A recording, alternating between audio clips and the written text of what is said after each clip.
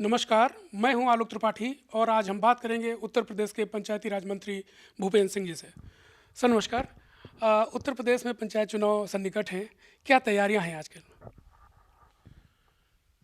उत्तर प्रदेश में पंचायतों के जो चुनाव की तिथियां हैं उसके लिए सरकार विभाग उस पर तैयारी हम लोग कर रहे हैं।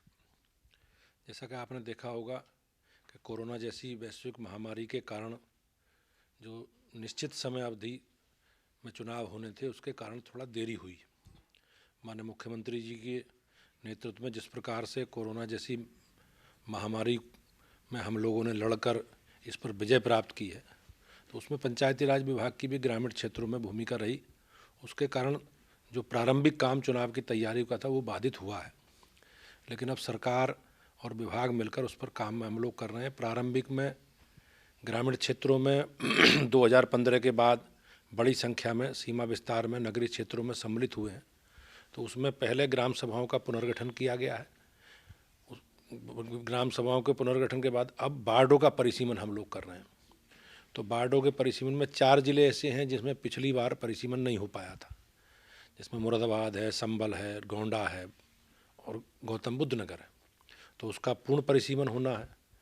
इसके अलावा लगभग 59 जिले ऐसे हैं जिनमें आंशिक परिसीमन होना है, जिसमें जो सीमा विस्तार में नगरीय क्षेत्रों में गए हैं तो उसमें हम लोग प्रयास कर रहे हैं और 6 तारीख तक 24 जिलों के वार्डों का परिसीमन प्रकाशित हो जाएगा और शेष जो जिले बचेंगे 39 जिलों का भी 14 तारीख में प्रकाशन हो जाएगा और शेष सारा हम लोग जो परिसीमन है वो 16 तारीख तक संपादित करा देंगे।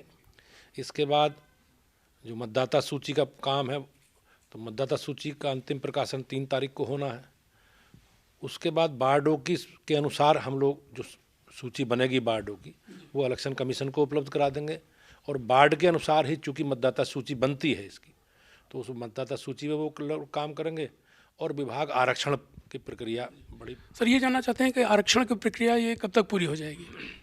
मुझे ऐसा लगता है कि आरक्षण की प्रक्रिया 15 फरवरी तक विभाग जिस प्रकार की तैयारी है, सरकार आरक्षण की प्रक्रिया 15 फरवरी तक पूरी कर लेगी, क्योंकि 2-3 चरणों में आरक्षण होना है। एक सवाल और था कि इस बार आप व्यवस्था कर रहे हैं कि जनसंख्या नियंत्रण को लेके एक आप नियम बनाने जा रहे हैं कि 2 बच्चों से ज़्यादा होंगे तो चुनाव में शामिल नहीं हो पाएंगे, या शैक्षिक योग्यता का भी पहली बार निर्धारण हो रहा है, इसको लेकर क्या कहेंगे आप? कुछ राज्यों में इस तरह की व्यवस्था है और आरक्षण शैक्षिक योग्यता भी पंचायतों के लिए तय है। कुछ राज्यों में इस तरह का कानून भी है कि 2 बच्चों से ज़्यादा वाले लोग पंचायतों का चुनाव नहीं लड़ पाते। लेकिन अभी ये सारा विषय अभी मुख्यमंत्री जी के संज्ञान में है और जो भी पार्टी के मतलब देश राज्य के हित में होगा हम लोग कर पाएंगे, उस पर काम करेंगे। एक विषय ये है कि जो क्षेत्र पंचायत और जिला पंचायत का चुनाव होता है, सदस्यों के द्वारा होता है और उसमें बड़ी संख्या में फिर खरीद फरोख्त के मामले पहले भी सामने आए हैं। इसको लेकर एक मांग उठी थी कि क्यों ना इसके जो अध्यक्षों के चुनाव भी सीधे कराए जाए। इसको लेकर क्या आप सोचते हैं? नहीं, सरकार ने प्रयास किया था, माननीय मुख्यमंत्री जी ने इसके लिए पत्राचार भी भारत सरकार में किया था, लेकिन 73वां संविधान संशोधन भारत की संसद से ही पारित है, इसके कारण ये असुविधा हुई है।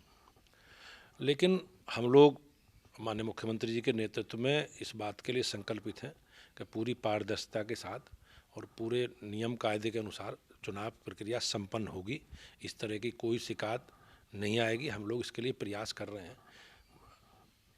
सर एक चीज़ और है कि अभी विपक्ष ने इसे आरोप लगाया कि चुनाव लेट कर दिए गए और ये जो व्यवस्था है ये चली गई प्रशासन के हाथ में, जो पंचायतों की या ग्रामीण सरकार है, इसको लेकर इस पर लेकर क्या कहेंगे आप?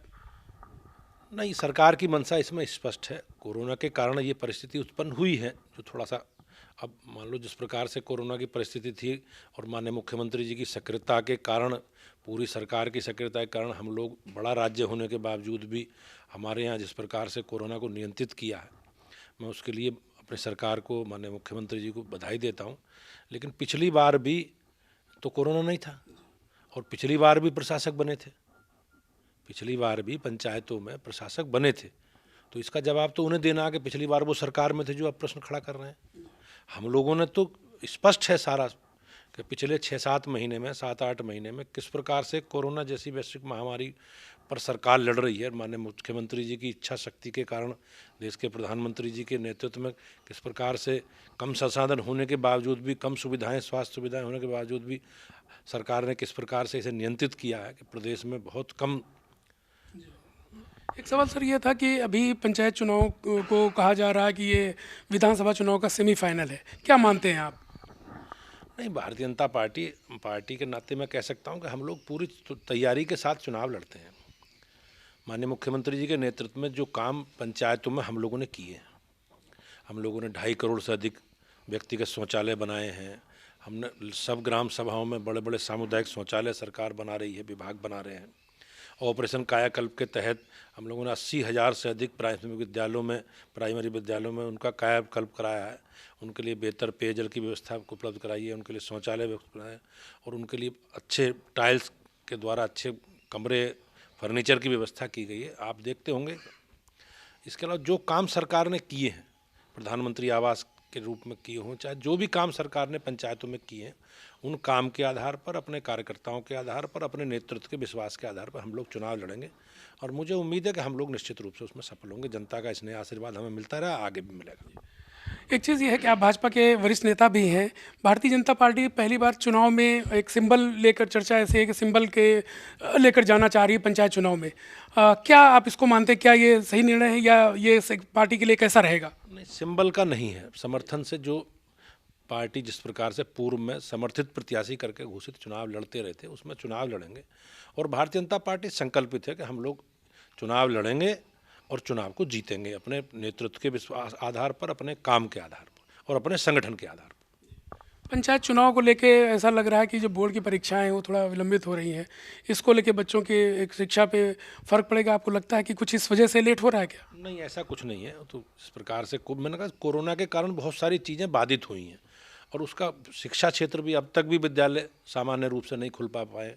हम लोग ऑनलाइन पढ़ाई की व्यवस्था कर रहे हैं। माननीय डिप्टी सीएम साहब का आदेश भी था कि पंचायत चुनाव की तिथियां घोषित होने के बाद ही हम लोग अपना कार्यक्रम जारी करेंगे।